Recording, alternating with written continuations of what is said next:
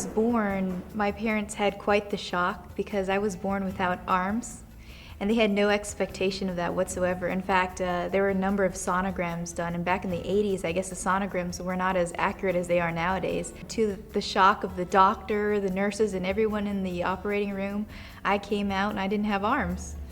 And I guess the reaction of my parents was ultimately going to determine my fate. And my father, he has said on a number of occasions, he has never once shed a tear about my birth condition. And he's never seen me as a victim of anything. And so for me, I went from that day forward as being someone who just happened to not have arms. My family life is like any other families. My brother, he was the brother who dared me to do things. My sister was like the kid sister. We used to fight. I had an advantage because I knew how to kick. And my brother would talk about this, that when I was younger, about 3 or 2 or even 4 years old, I would sometimes get angry about the fact that I was different. And I guess I would be kicking my little sister quite a bit.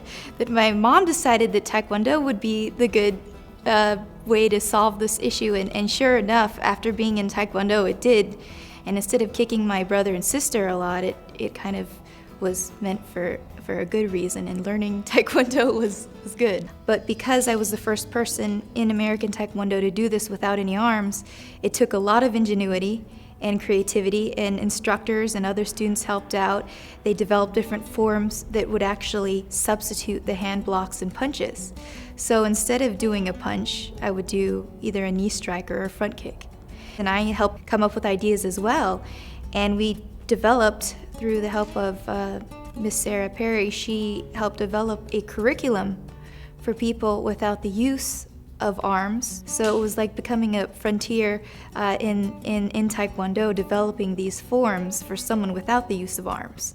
The only fear I actually had was the fear of flying. And one day a fighter pilot, he came up to me and said, "Well, how would you like to fly in an airplane?" And I didn't answer him right away because that was my fear. And my dad, who was standing right beside me, jumped right in and said she would love to.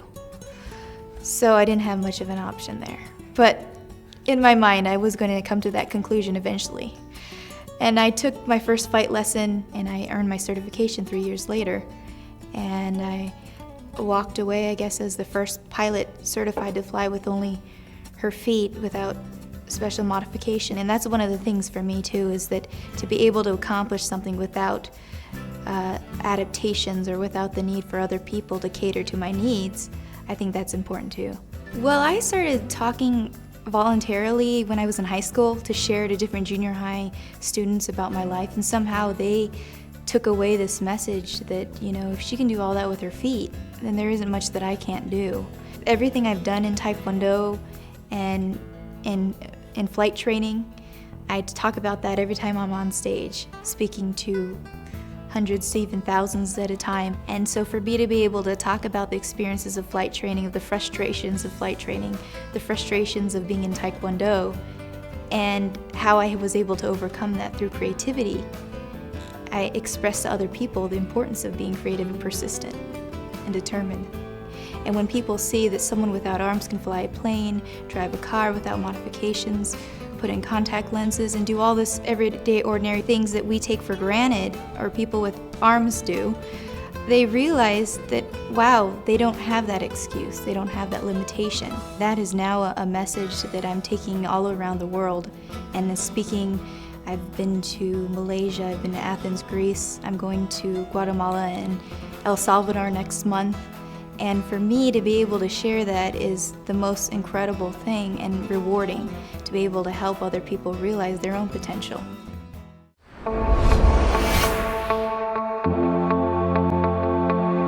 It's my determination to do something I've never done before, and what I'll be doing is I'll be doing a scissor kick and breaking both boards. I've practiced a scissor kick before, but I haven't actually ever broken boards, 2 boards at the same time. And now come and join me on stage as I fulfill my destination.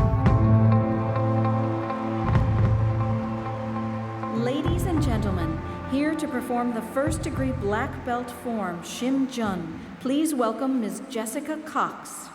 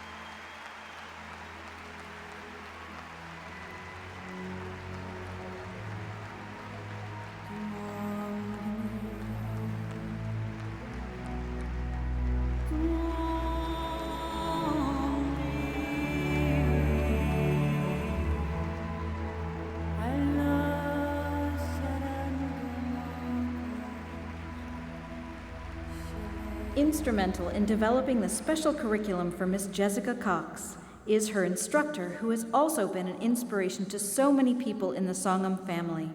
Please welcome 5th degree black belt Ms. Sarah Perry.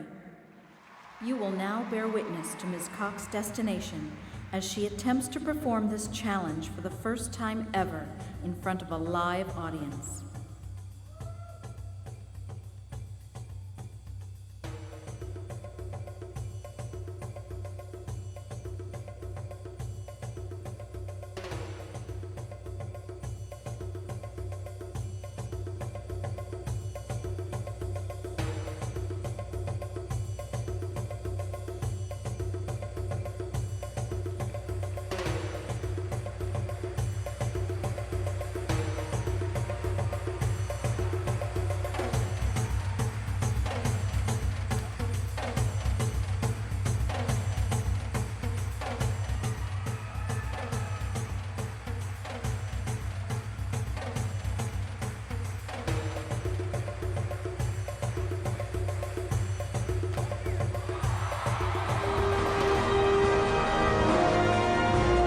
Ladies and gentlemen, Ms. Jessica Cox.